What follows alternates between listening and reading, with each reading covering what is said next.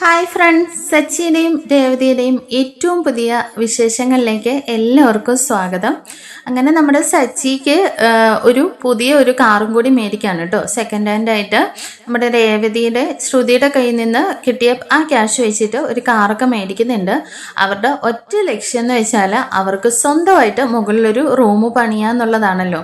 അങ്ങനെ അവർ ഒരു കുടുക്കയൊക്കെ ഇട്ടിട്ട് രണ്ടുപേരും കിട്ടുന്ന പൈസയിൽ നിന്ന് ഒരു വിഹിതം ഒരു കുടുക്കയിലേക്ക് ആക്കി വെക്കുന്നുണ്ട് കേട്ടോ. എന്നാൽ അവർ എത്ര കൊല്ലം കൊണ്ടാണ് അവർക്ക് സ്വന്തമായിട്ടൊരു റൂം പണിയാൻ കഴിയാന്നുള്ളത് നമുക്ക് തന്നെ ചിന്തിക്കാവുന്നതേ ഉള്ളൂ.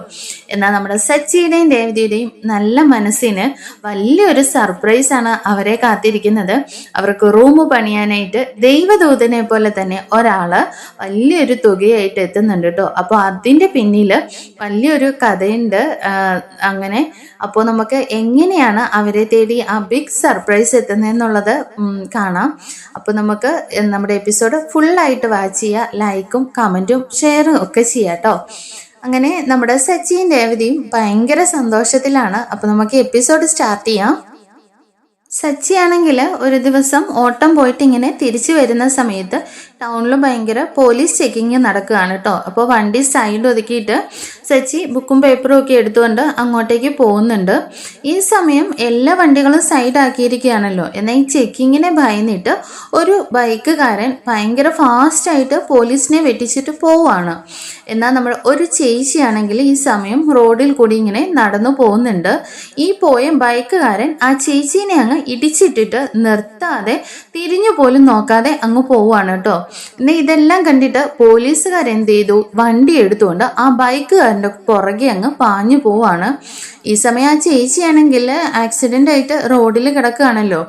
ആളുകൾ വന്നിട്ട് കുറേ പേര് വീഡിയോ എടുക്കുന്നു, ഷൂട്ട് ചെയ്യുന്നു. എന്നാൽ ആരും തന്നെ ആ സ്ത്രീയെ ഹോസ്പിറ്റലിൽ കൊണ്ടുപോകാനായിട്ട് പോകുന്നില്ല കേട്ടോ. കുറേ പേര് കണ്ടിട്ട് അവിടെ നിന്ന് അങ്ങ് പോവുകയാണ്. എല്ലാവരും നിന്നിട്ട് ഇങ്ങനെ നോക്കി പറയുന്ന ഒന്നും അല്ലാതെ ആരും ഒന്നും ചെയ്യുന്നില്ല. ഈ സമയം നമ്മുടെ സച്ചി അങ്ങോട്ടേക്ക് ഓടി വരുന്നുണ്ട്. ഇതെല്ലാം കണ്ടിട്ട് യോ ഇതെന്താ പറ്റി, ഇതാരാ, എല്ലാവരും ഒന്ന് പിടിച്ച് ഹോസ്പിറ്റലിൽ കൊണ്ടുപോകാന്നൊക്കെ പറയുന്നുണ്ട്. അങ്ങനെ സച്ചിയുടെ കൂടെ ആരും അങ്ങനെ കൂടാൻ തയ്യാറാവുന്നില്ലെങ്കിലും സച്ചി അവരെ എടുത്തുകൊണ്ട് ഹോസ്പിറ്റലിലേക്ക് പോവാണ്. വണ്ടി ഇടിച്ചിട്ട് പോയ ആ സ്ത്രീ ആണെങ്കിൽ ബോധമില്ലാണ്ട് ഇങ്ങനെ കിടക്കുകയാണല്ലോ. അപ്പോൾ വീഡിയോ ഒക്കെ പിടിച്ച് നിൽക്കുന്ന ആളുകളെ കാണുമ്പോഴേക്കും സച്ചി ദേഷ്യപ്പെടുന്നുണ്ട്. നിങ്ങളൊക്കെ എന്തൊരു മനുഷ്യരാണ്, ഇതൊക്കെ നിങ്ങളുടെ വീട്ടിലുള്ളവർക്ക് സംഭവിക്കുന്നെങ്കിൽ നിങ്ങൾ ഇങ്ങനെ ചെയ്യോ? ആദ്യം ഒരാൾ പോയി കുറച്ച് വെള്ളം കൊണ്ടുവരുമെന്ന് പറയുകയാണേ. സച്ചി കുറേ ഷൗട്ട് ചെയ്ത് കഴിയുമ്പോഴത്തേക്കിനും ഒരാൾ പോയി പെട്ടെന്ന് വെള്ളം കൊണ്ടുവരുന്നുണ്ട്.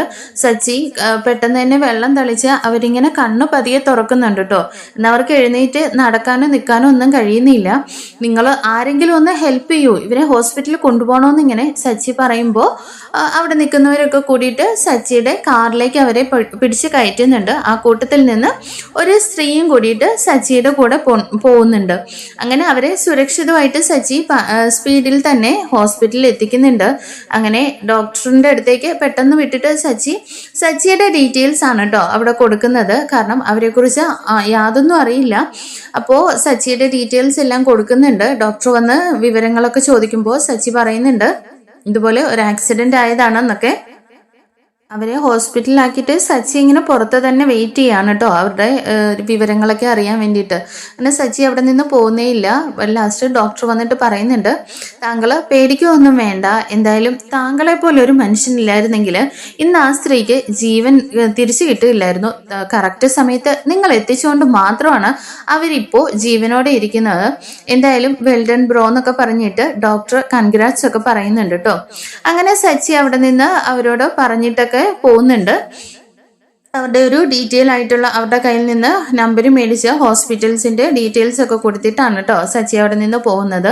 എന്നാൽ ഈ സമയം നമ്മുടെ സച്ചിയുടെ ഈ ആക്സിഡൻ്റ് ആയ ടൈമിലുള്ള കാര്യങ്ങളൊക്കെ ഉണ്ടല്ലോ, അത് സോഷ്യൽ മീഡിയയിൽ ഫുള്ളായിട്ട് അങ്ങ് വൈറലാവുന്നുണ്ട്. ചാനൽ ചർച്ചകളിലൊക്കെ വരുന്നുണ്ട്. കാരണം ഒരു സ്ത്രീയെ ബൈക്കുകാരൻ ഇടിച്ചിട്ടിട്ട് പോകുമ്പോഴും നമ്മുടെ പോലീസുകാർ ആ സ്ത്രീയെ രക്ഷപ്പെടുത്താനൊന്നും നോക്കാതെ എല്ലാവരും ആ ബൈക്കുകാരൻ്റെ പുറകെ പോയല്ലോ, അയാളെ പിടിക്കാന്നുള്ളതായിരുന്നു അവരുടെ അന്നേരത്തെ ലക്ഷ്യം. എന്നാൽ ഒരു ടാക്സി ഡ്രൈവറാണ് അവരെ രക്ഷിച്ചതെന്നുള്ള വലിയൊരു ചർച്ചയാവുകയാണ്. അങ്ങനെ നമ്മുടെ സച്ചിയാണെങ്കിൽ സോഷ്യൽ മീഡിയയിലെല്ലാം വലിയൊരു ഹീറോ ആകുന്നുണ്ട് കേട്ടോ. അങ്ങനെ സച്ചിയെക്കുറിച്ച് എല്ലാവരും നല്ല രീതിയിൽ സംസാരിക്കുന്നുണ്ട്. പുറത്തൊക്കെ ഇറങ്ങുമ്പോൾ സച്ചിക്ക് ഭയങ്കര റെസ്പെക്റ്റ് കൊടുക്കുകയാണ്. പ്രായമായ അമ്മമാരൊക്കെ വന്നിട്ട് സച്ചിനെ നല്ലതൊക്കെ പറഞ്ഞ് അനുഗ്രഹിക്കുന്നൊക്കെ ഉണ്ട് കേട്ടോ. എന്നാൽ നമ്മുടെ സച്ചിയുടെ വീട്ടിലെ അവസ്ഥ എന്താന്ന് വെച്ചാൽ എല്ലാവരും ഭയങ്കര സന്തോഷത്തിലാണെങ്കിലും നമുക്കറിയാവുന്നതുപോലെ ആ വീട്ടിലെ 3 പേർക്ക് മാത്രമാണ് സച്ചി ചെയ്ത ആ നന്മയെ അംഗീകരിക്കാൻ കഴിയാത്തത്. അങ്ങനെ ചന്ദ്രമതി ആണെങ്കിൽ ഈ ന്യൂസിലെ ചർച്ചകളൊക്കെ കാണുന്നുണ്ടല്ലോ. രവി ഭയങ്കര അഭിമാനത്തോടു കൂടി ഇരുന്ന് ന്യൂസൊക്കെ വെച്ച് കാണുകയാണ്. അപ്പോഴേക്ക് ചാനൽ ചർച്ചകളിൽ പറയുന്നുണ്ട് ആ പോലീസുകാര് എന്തായാലും നിയമം നോക്കുന്നതിന് മുമ്പ് ആ സ്ത്രീയുടെ ജീവനായിരുന്നു ഫസ്റ്റ് രക്ഷിക്കേണ്ടി ഇരുന്നത്. എന്നാൽ ഒരു ടാക്സി ഡ്രൈവറാണ് ആ ഒരു മനസാക്ഷി തോന്നിയതെന്നൊക്കെ പറഞ്ഞിട്ട് എല്ലാവരും ഭയങ്കരമായിട്ട് പുകഴ്ത്തുകയാണല്ലോ. എന്നാൽ ചന്ദ്രമതി പറയുന്നുണ്ട് ആ പോലീസുകാരന് സസ്പെൻഷനൊക്കെ കിട്ടുന്നുണ്ട് കേട്ടോ.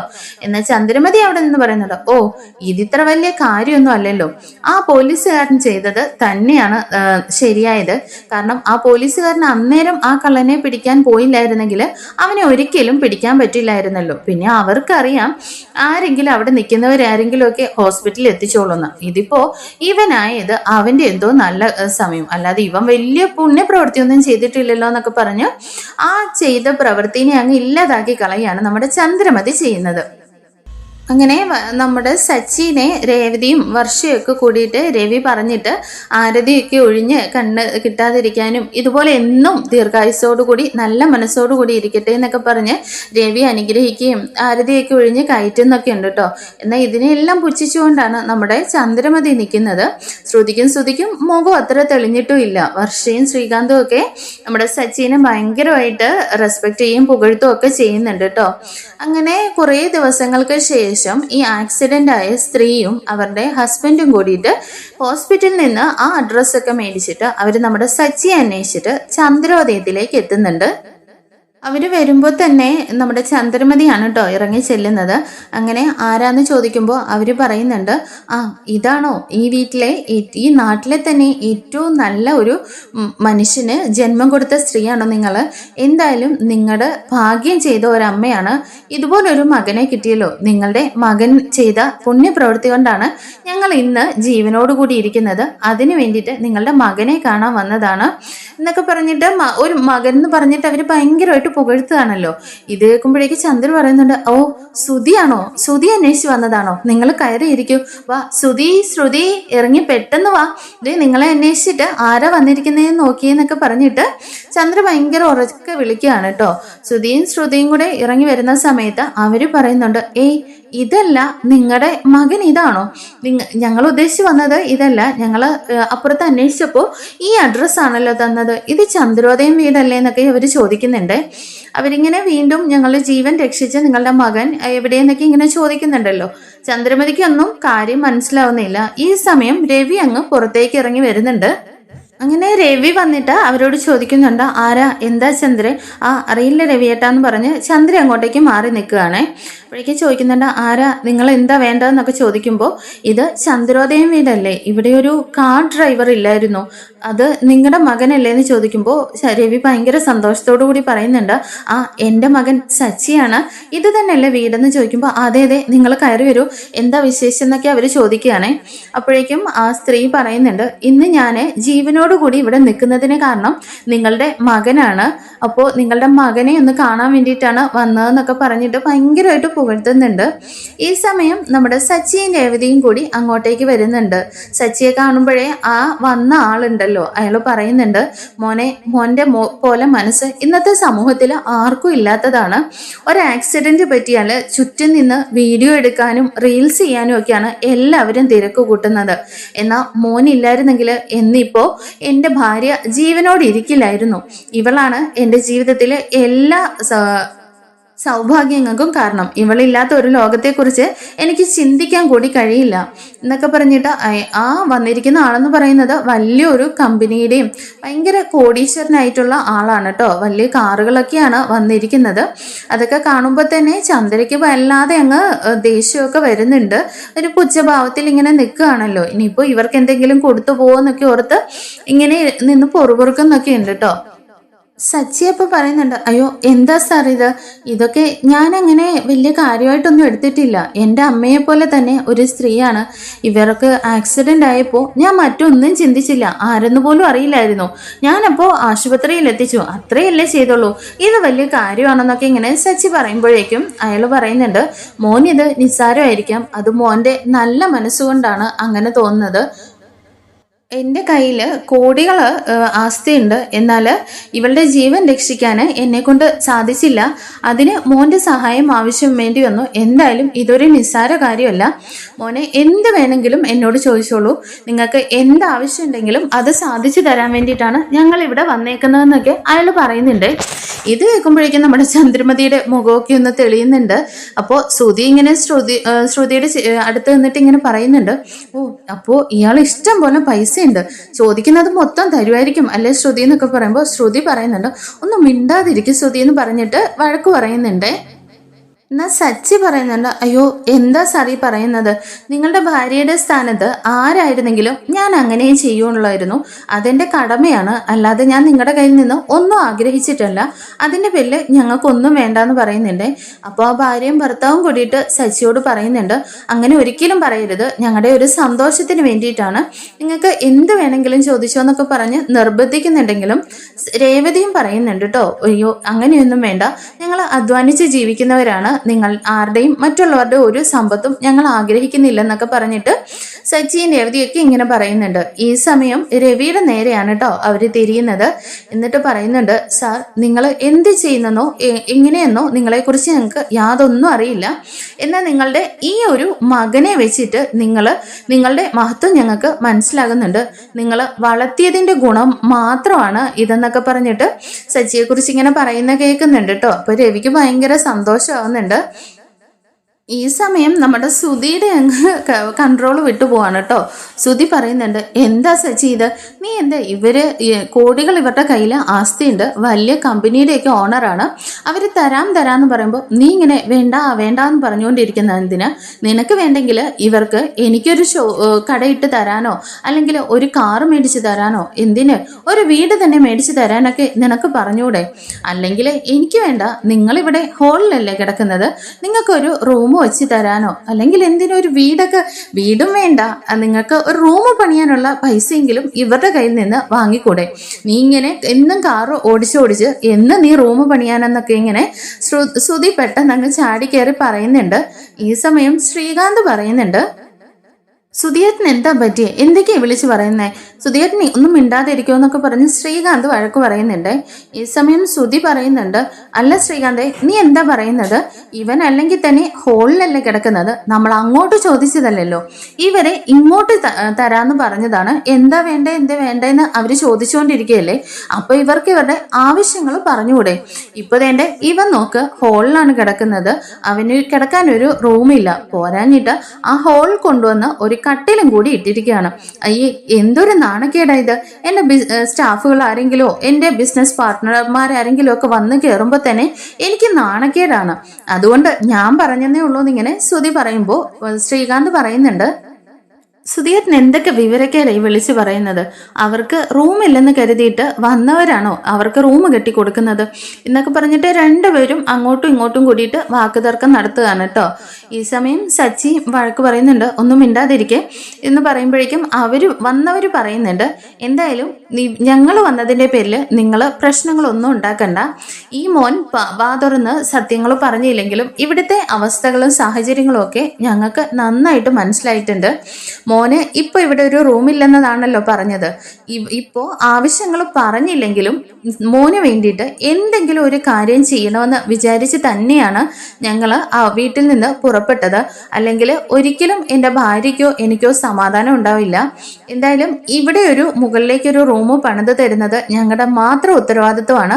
അതിനകത്തെങ്കിലും ആരും ഒന്നും തടസ്സം പറയില്ലെന്നൊക്കെ അവര് പറയുന്നുണ്ട് കേട്ടോ.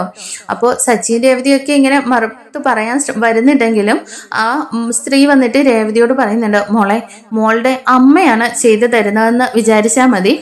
എന്തായാലും നിങ്ങൾക്ക് നല്ലതേ വരൂ, നിങ്ങളുടെ നല്ല മനസ്സിന് ഞങ്ങളെ കൊണ്ട് അത്രയെങ്കിലും ചെയ്യണമെന്നൊക്കെ പറഞ്ഞിട്ട് അവര് പറയുന്നുണ്ട്.